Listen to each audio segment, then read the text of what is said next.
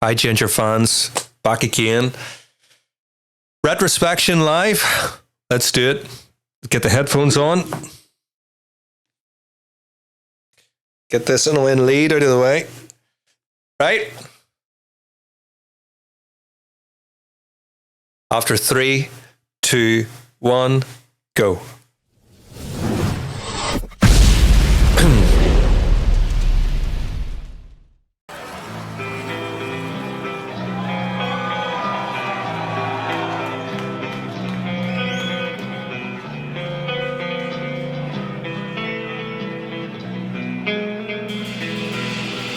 Кто тебя выхаживал, грусть любовью скрашивал, позднею весной порастет травой тот, кто тебя нес над головой.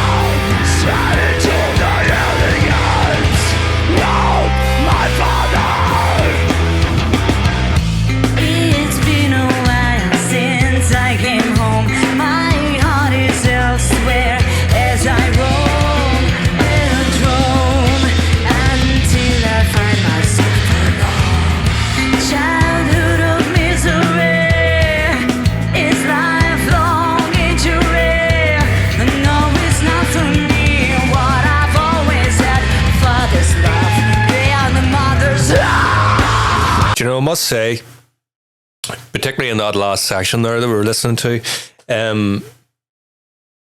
there's a lot of bands that have dark music, and I love whatever dark music is. You just know when something's dark. You don't sit like or maybe that is dark music because it would drive you insane. But you know what I mean? Like dark elements. Sometimes dark elements can seem shoehorned to me, where it's like it's a bit cheesy or something, Sorry, just double checking. I couldn't hear myself there. It was definitely recording. Sometimes they can feel a bit shoehorned. So what I mean is like kind of cheesy dark. And there's nothing wrong with cheese. Like horror films. To me, the best horror films are ones that are not overtly horror. Like David Lynch is a perfect example of how, you could have a scene that's in the daytime, the sun's in the sky, and it's just an interaction with a couple of people, and yet you get chills because there's something really unsettling about it and really disturbing. To me, I love that kind of horror where it's really visceral, really tangible, and it's not shoehorned, as opposed to sort of cliched, sort of, creaky old house going up the stairs. It's like they're trying to scare you. It's like, this is what horror is. To me, that it's fun. It's like a ghost train, one of those sort of people jump out, woohoo, boo. It's not like horror. To me, dark music's a bit like that, where it can still be good, but it can feel a little bit forced. There's something I really love about this band that is just occurring to me there in that last verse we were listening to.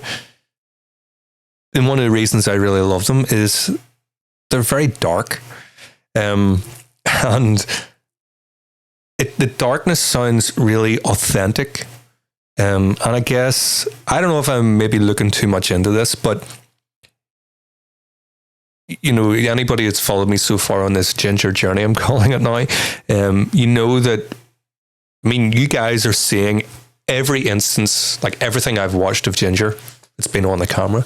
I haven't listened to anything off the camera. I don't listen on Spotify or do anything else with the band because I don't know, I'm using Ginger as a bit of an experiment to be like, let's just try this and see what happens. So, you know, you just get, it's a Ginger journey. You know, every single thing you hear me commenting on Ginger is just from what you're seeing here. And, you know, maybe if I'm editing a video, it's because I'm sitting thinking, you know, and you don't want me, or I'm messing up my words. So occasionally you'll see the edit, you know, and then it jumps or whatever. That's all that is. It's just me making mistakes because I'm not a TV presenter, you know, so I'm not a professional at that. But yeah, everything else is just, it is as authentic as it could be, really, without live streaming it, I guess. Anyway, it's kind of just occurred to me there that maybe one of the reasons why I love this band so much is that everything feels completely authentic about them. There's nothing sort of forced. And there's a pain in it. And, you know, you guys have told me a little bit in the comments about, you know, I'm not up in politics, really. Apologies. It's hard enough coming from Northern Ireland to keep up with political stuff, you know, if any of you know about this country. You know, it's a long history of violence and different things have went on here. But anyway, you've said to me that in Ukraine, you know, there's been, it's a Russian occupation or something like that. There's sort of war-torn conflict and stuff like that that has happened there. And this band, you've told me in the comments again that they've been directly influenced by that. So I don't know if it's even just, you know, that's just one part of it or whatever, but that affects people. It's going to affect people in the same way that, like, my favorite composer, my favorite classical composer, if you want to call it that, is Chopin. And Chopin, on the surface, anybody who's heard his music, they've heard his sort of famous Nocturne in E flat, Opus 9, number 2 or whatever. And it's kind of pretty sounding.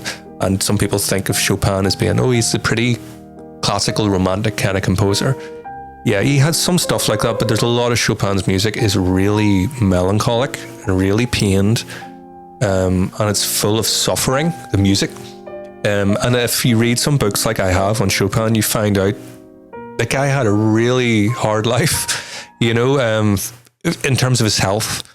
So, you know, he died at 39 from, I mean, it's sort of disputed a little bit. It was down as tuberculosis, but there's also evidence recently that I think it might have been something to do with cystic fibrosis. Anyway, lung infections, and he died at that age, but he had poor health all of his life, coughing up blood, vomiting blood, being ill for months on end. And why am I talking about that? Because that's in his music. When you listen to some of the music, the lesser well-known stuff, now I really know Chopin's music because I play classical piano, so I don't just listen to his music, I play it and live and breathe it. And the pain is so evident in it. It's tangible, you know, and it's a direct vessel straight into him, you know, the art. So I know I'm talking about him because I know more about Chopin than I do about Ginger, but there's something akin to that happening with this band. The chord choices, the kind of serious presentation, you know, the band has no gimmicks going on, you know, they're letting the music do all the talking here.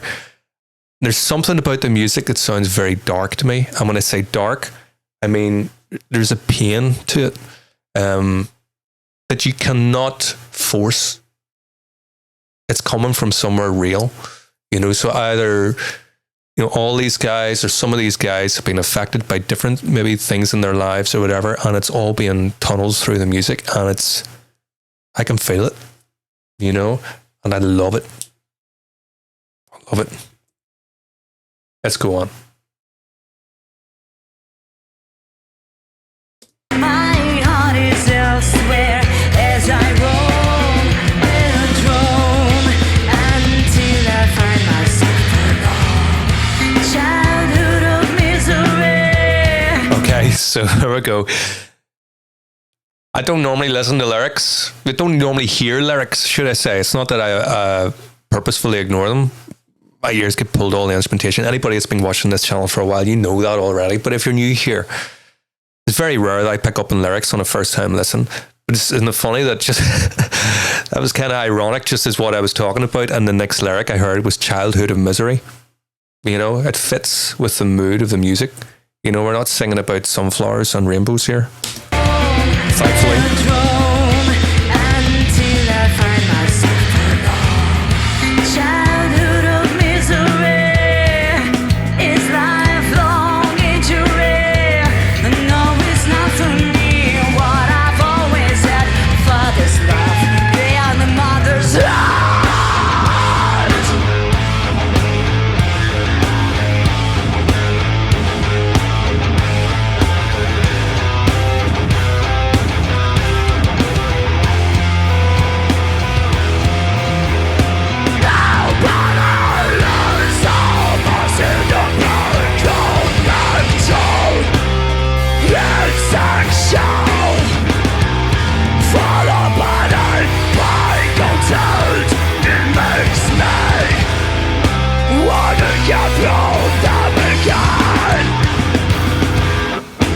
Okay, another thing that's just occurred to me. Well, it hasn't just occurred to me. It has reoccurred to me, but I haven't told you guys yet. When I was editing the Vortex video, you know, I talked about, you know, the evolution of metal and different things in that video. If you haven't seen it, maybe watch that video first. But I was doing a little bit of thinking afterwards. You know, I mean, I re-listened to the song several times alone in the editing, you know, because, you know, when you're putting the video together with the different sources, the audio, the camera, and the screen recording and so on, you get to hear, you know, the song again. Something that occurred to me when I was editing it was the composition of the riffs seemed to be very, very closely linked to the syllables of the vocals. And it occurred to me that I wondered, had the lyrics been written ahead of the music? I could be off on this, by the way. It was just an idea I got. I know that whenever I write music, I start with instrumentation and melody and all that there. And I normally think of a melody, and then I have to write lyrics to fit the melody. For whatever reason, that seems to be the way that I can do it. So lyrics are like the final thing. Excuse me, I'm still a bit sick. Lyrics are usually the final thing for me, and it's like, okay, I have a melody here. I've got to, you know, choose the words in order to fit the melody. And so, because I write like that, a lot of time I assume other people write like that, and I know there are people that do write like that, and maybe they write like that as well. But something that occurred to me when I was listening to their music, and it has just reoccurred to me there, was the way that the lyrics are flowing and the way the accents are happening on the drums and also with the guitars. It's making me think that I wonder, you know, are the lyrics there to begin with? And then it's like, you know, the riffing and so on is being put to the lyrics, because that might kind of explain why the riffs and the way the music flows is very untypical. There's something about the flow of the words and the music together that I haven't really heard it anywhere else. At least not so obviously as being, well, what are they doing here? So I'm going to replay that last section. And just now that I've sort of mentioned that, I wonder, now we sort of listen to this bit again, really listen to how the words and what's happening musically are like that. They're locked together. I'm wondering, you know, how this thing is being put together. Okay, so I don't know why I'm using my mouse here. I could just go back, but I want to go back substantially. So let's see. I'll try and point out where I think this is happening.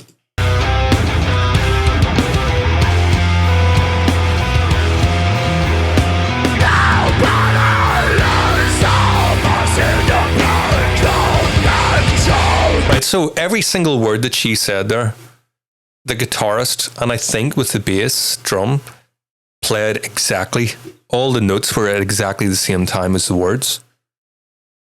So that's unusual.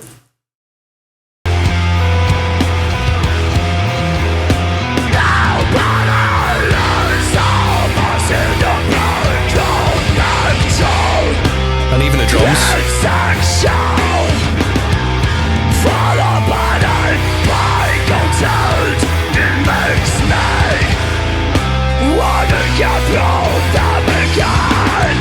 Yeah. I mean, especially on the drums there, you can see, rather than him playing like a sort of straightforward groove and letting her sing the rhythmic element of the vocals, because usually when it's into the screaming aspects, it's more rhythm than melody, isn't it? There's no real melody there. So either, I guess the options are either the lyrics are there first and, everything comes together like this, or I don't know. I guess it's possible that his drumming style is to reflect what she's doing vocally there. It might take me a couple of Ginger songs to kind of flesh out this idea to see if there's any sort of credence to what I'm talking about here. I could completely be off on this, by the way. I might just be talking absolute shit. But there's something going on there that occurred to me in Vortex when I was re-listening, and I'm now picking it up again in this. They're doing something a little bit different than what I'm kind of used to with bands. With the melodies, with the vocals sitting on top of some sort of rhythmic backdrop. There's something kind of linked with these two things. The vocals in the band are like kind of like one unit here, which is really cool.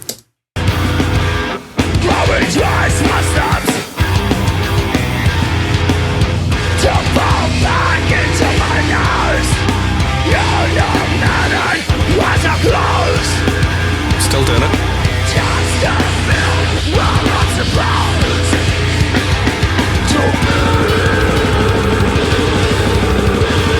Oh yeah.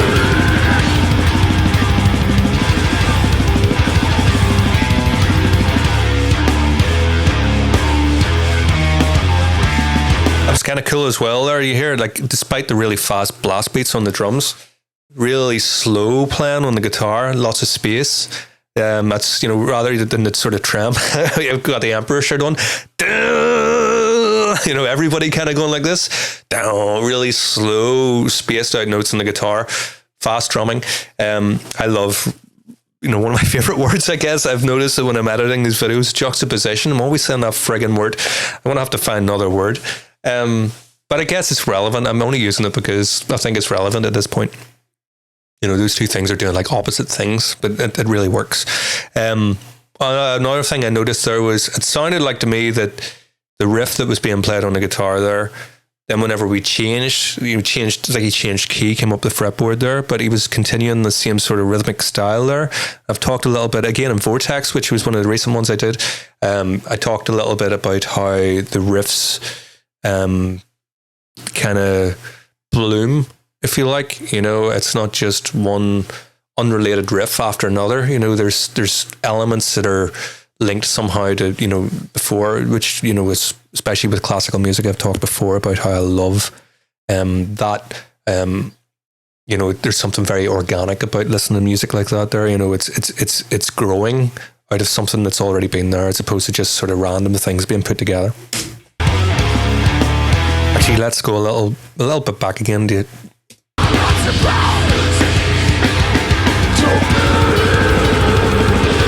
lots of space on the guitar.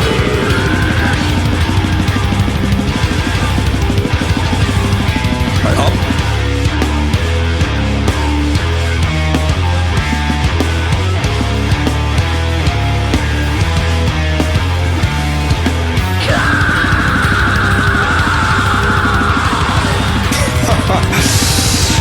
This guy is some drummer. That's a big understatement.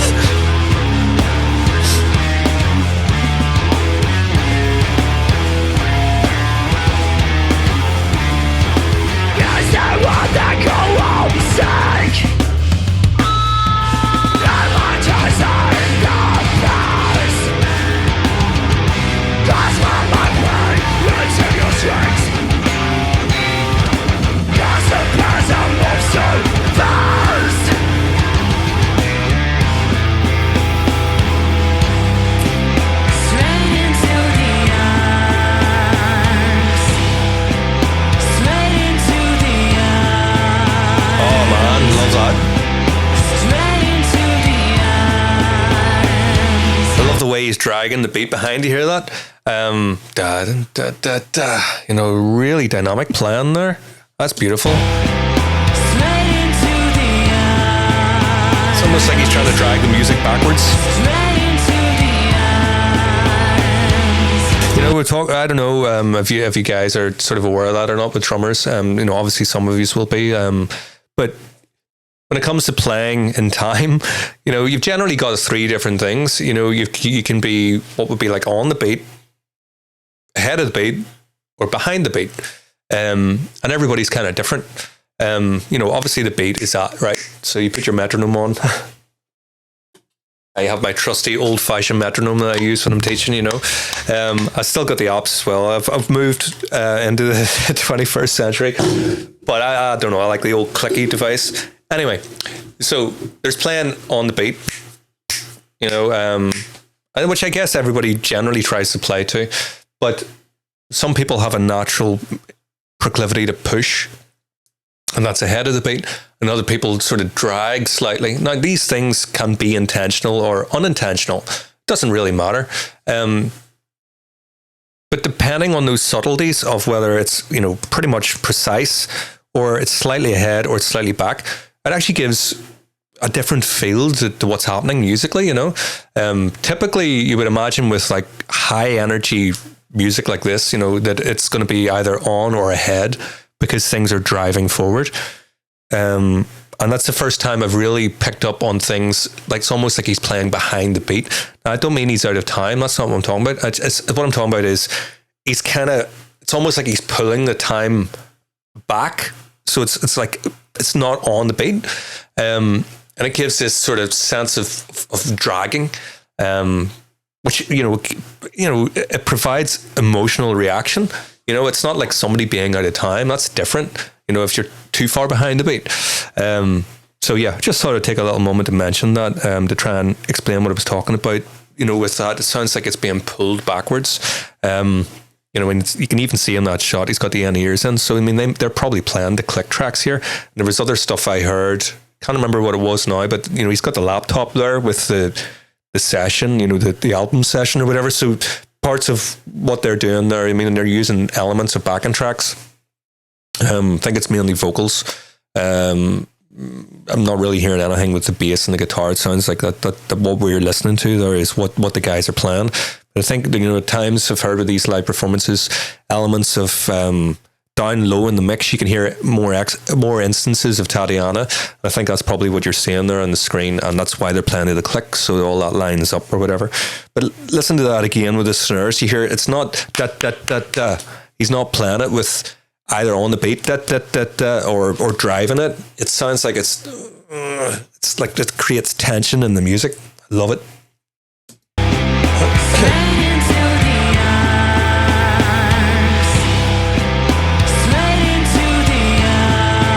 That's beautiful. Yeah.